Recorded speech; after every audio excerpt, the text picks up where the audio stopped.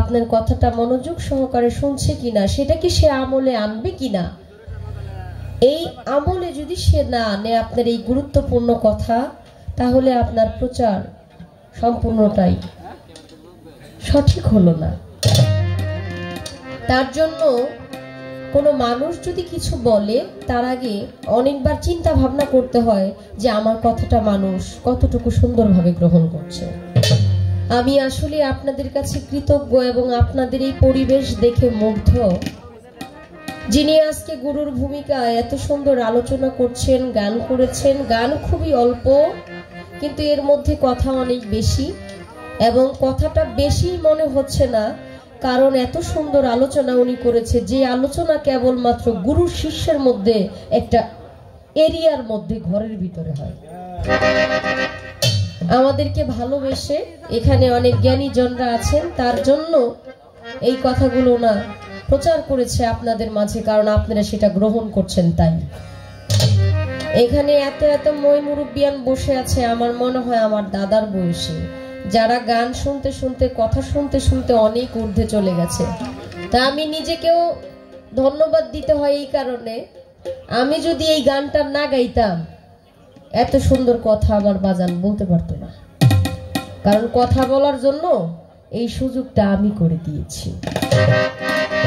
আমি ভাবতেও পারি নাই আমি এই গানটা গাওয়ার পর আপনি এত সুন্দরভাবে দলিল থেকে তার মীমাংসা দিবেন।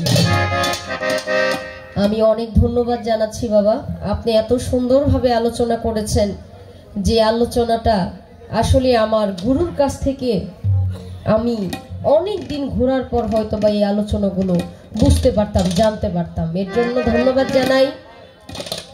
যেহেতু আমি শিষ্য, আমি শুধু গুরুকে প্রশ্নই করে যাচ্ছি, আমার গুরু কিন্তু বিনিময়ে কিছু চাইছে না, আর আমি তো ছোট, যার জন্য বিনিময়ের আশা গুরুরা করে না। গুরু সবসময় দিতে জানে। হাত হইল দুই রকম, এক হইল এইরকম, আরেক হইল এইরকম। এই হাত কিন্তু খুবই সুন্দর, কারণ হাতটা যখন এরকম থাকে কিছু দিচ্ছে এই হাত, আর হাতটা যদি এমন থাকে তবে হাতটা নিচ্ছে কিছু। তা আমি শুধু সারা রাত্র আমার দয়ালের কাছ থেকে নিয়েই যাচ্ছি, কারণ তার হাতের দানের জায়গাটা অনেক অপরিসীম, যেটা বলে বোঝানোর মতো না। তা আমি যেন আমার গুরুর ভক্ত হতে পারি, শিষ্য থেকে আমার স্থান যেন একটু হলেও উপরের দিকে যায়, আমার প্রতি যেন আমার দয়ালের একটু দয়ার দৃষ্টি থাকে। সবচাইতে বেশি ভালো লাগলো আমার বাবাজি শরীয়ত সরকার বললেন, অন্যান্য শিল্পীদের বেলায় আমি এইভাবে বলি না, বলতে চাইও না, তোমার প্রতি আলাদা একটা অধিকার আছে, তুমি আমার সন্তানের মতো, এর জন্য তোমাকে এই কথাটা বলা।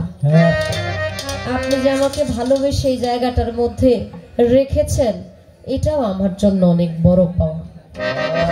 আজকে অনেক কিছু জানতে পারতেছি, বুঝতে পারতেছি। এতদিন শুধু জানতাম এই মাথার উপরে যে নরম জায়গা, এটা মনে হয় ইঁদুরের গর্ত। এখন এই মস্তিষ্কের যে কতগুলা নাম এই জায়গাটার, এটা কিন্তু অনেক কিছু। তা আমি লালন সাইজির একটি কালাম করছি আমার শিষ্যের ভূমিকা থেকে। এই গানের মধ্যে তেমন বেশি কথা নেই, তেমন কিছুই নেই, কিন্তু এরপরও কিছু একটা আছে যেই কথাগুলো আমি সঠিকভাবে বুঝতে পারি না, জানতে পারি না। এই গানের পর অবশ্যই রাত্র যেহেতু অধিক হয়ে যাচ্ছে, সেই দিক লক্ষ্য করে গান রাখার চেষ্টা করব।